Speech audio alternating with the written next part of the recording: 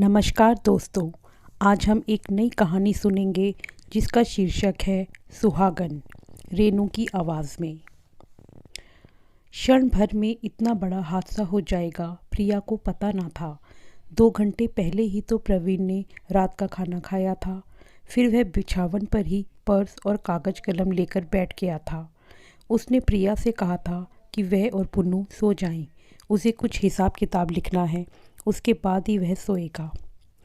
प्रिया जब सवेरे सोकर उठी तो उसने प्रवीण को जगाना चाहा, पर यह क्या, उसका तो शरीर ठंडा पड़ चुका था। प्रवीण का लिखा हिसाब पर्स में अभी तक रखा हुआ था। कल ही तो वह अपनी तनख्वाह लेकर आया था। एक कागज़ में राशन का खर्च लिखा था और उसकी रकम अलग रखी हुई थी। दूसरे कागज़ में पुन्नू की स्कूल फीस व अन्य दर्जे के खर्चे थे और उनके लिए रुपए अलग रख दिए थे। प्रवीण आखिरी प्लान बनाकर चला गया। उसने अपने खर्चों का, अपने गाड़ी के पेट्रोल का और जेब खर्च का कोई हिसाब नहीं लिखा था। शायद उसे मालूम हो कि अब इसकी ज़रूरत नहीं। प्रिया ने प्रवीण का सूटकेस खोला। उसमें रखा सारा सामान ज्यों का त्यों पड़ा था। एक एक चीज़ को प्रवीण बड़े करीने से सजा कर रखता था। ऑफिस के कागजात रखने के लिए अलग ब्रीफकेस था। व्यक्तिगत चीज़ों का एक रजिस्टर था जिसमें वह खुद के और प्रिया के नाम, निवेश, शेयरों, डिबेंचरों, म्यूचुअल फंडों, जीवन बीमा पॉलिसियों और बैंकों में सावधि जमा के खाते आदि दर्ज करता था। दफ्तर से आते ही वह यह रजिस्टर लेकर बैठ जाता था। कई बार प्रिया उसके इस काम से ऊब कर फटकार भी दिया करती थी। प्रवीण बोलता, ये सब तो भविष्य के लिए हैं, मेरे लिए, तेरे लिए और इस छोटी पुन्नू के लिए। प्रवीण को प्लान बनाने की आदत थी। बड़ी प्लानिंग, छोटी प्लानिंग और रोज़मर्रा की प्लानिंग, यानी प्लान करना ही उसकी ज़िंदगी थी। वह कहा भी करता था, प्रिया, बिना प्लानिंग के ज़िंदगी कुछ भी नहीं है। जितने दिन जियो अपने अनुसार जियो। यह ज़िंदगी बहुत छोटी होती है और कामों की श्रृंखला बहुत लंबी होती है। अपने सोचे हुए काम अगर पूरे नहीं हुए तो मन में मलाल रह जाता है। इसीलिए कामों को चुनना है। जितने ज़रूरी लगे उतने ही पूरा करने की कोशिश करो, बाकी छोड़ो।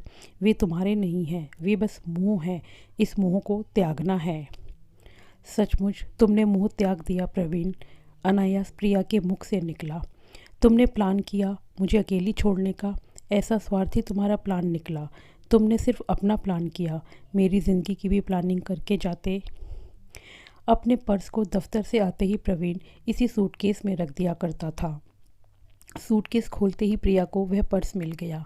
धीरे से प्रिया ने पर्स को खोला।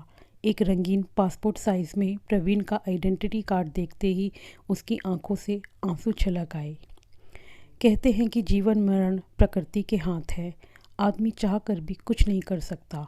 प्रिया सोचने लगी कि प्रकृति की यह कितनी बड़ी बेईमानी है। उसकी शादी हुए मात्र 5 साल ही तो बीते हैं।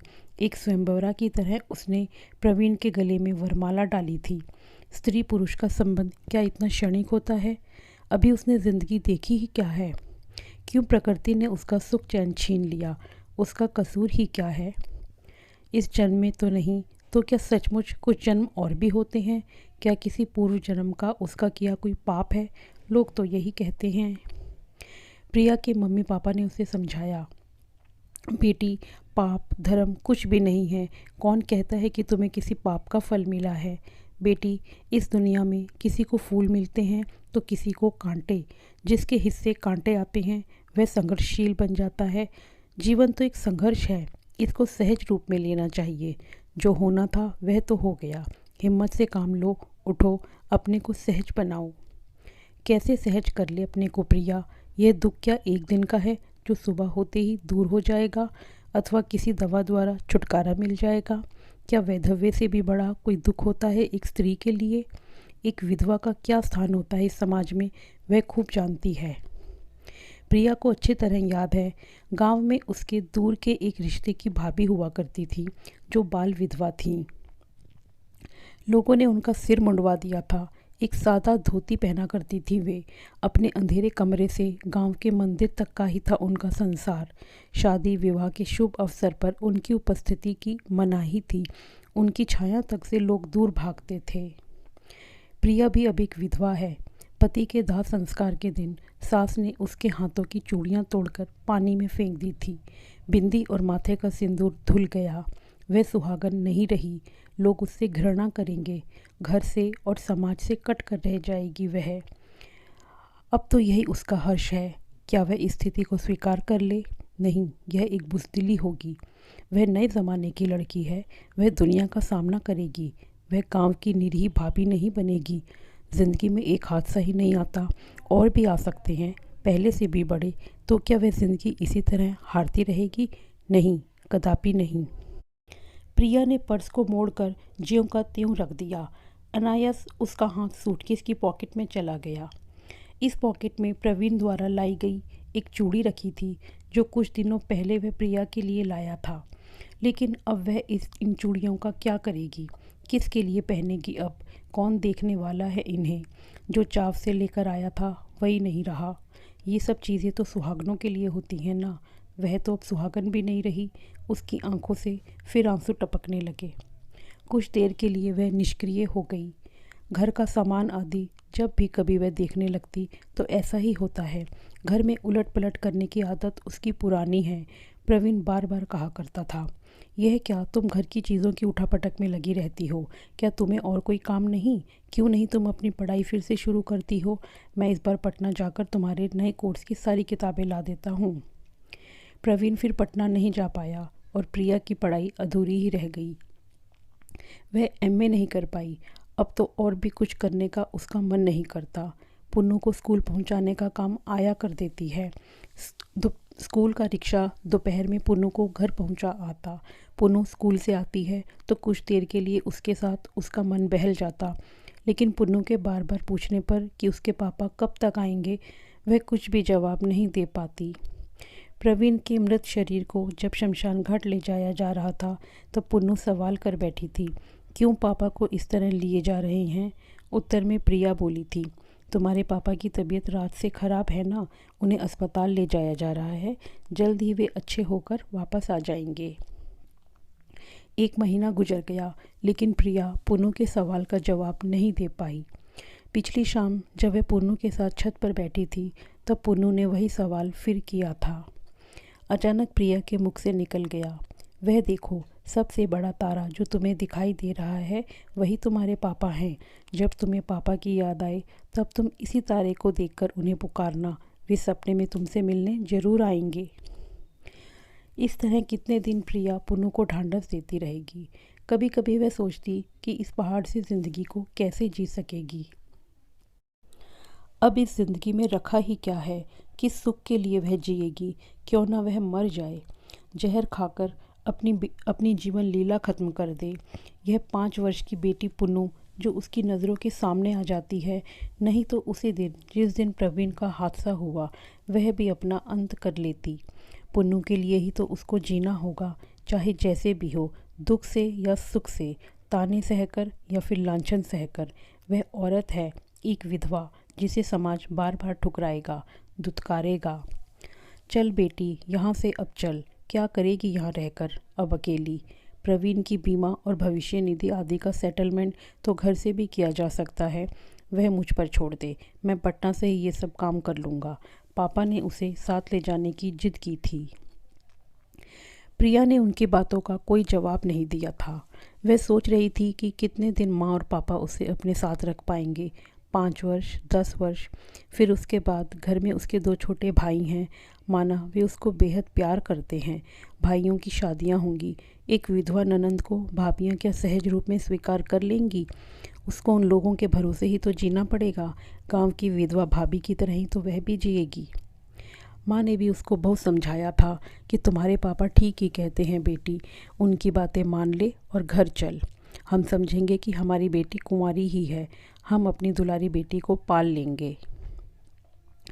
माँ कहने को तो कह गई, लेकिन वे खुद इस बात को समझती हैं कि उनके कथन में जरा भी सच्चाई नहीं है। कोई भी माँ अपनी बेटी को ज़िंदगी भर नहीं पाल सकती। उसकी ममता, उसका प्यार, उसकी थोड़ी सी ज़िंदगी तक ही सीमित है। अपना भार बेटों या बहुओं पर नहीं थोपा जा सकता। प्रिया गांव वाली भाभी की तरह दूसरों की दया पर नहीं जीना चाहती थी। उसने माँ को दो टूक जवाब दिया था। तुम पापा को समझा दो माँ कि वे मेरे लिए अधिक चिंता ना करें।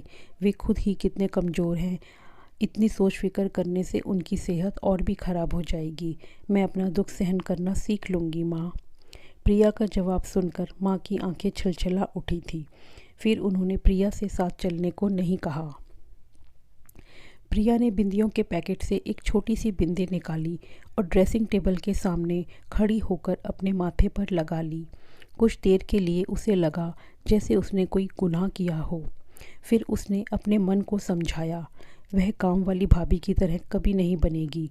यह बिंदियाँ तो प्रवीण ने उसको बड़े प्यार से दी हैं। इस पर तो केवल उसी का अधिकार है। उसकी याद में वह इन्हें हमेशा अपने साथ रखेगी, चाहे लोग उसे कुछ भी कहें।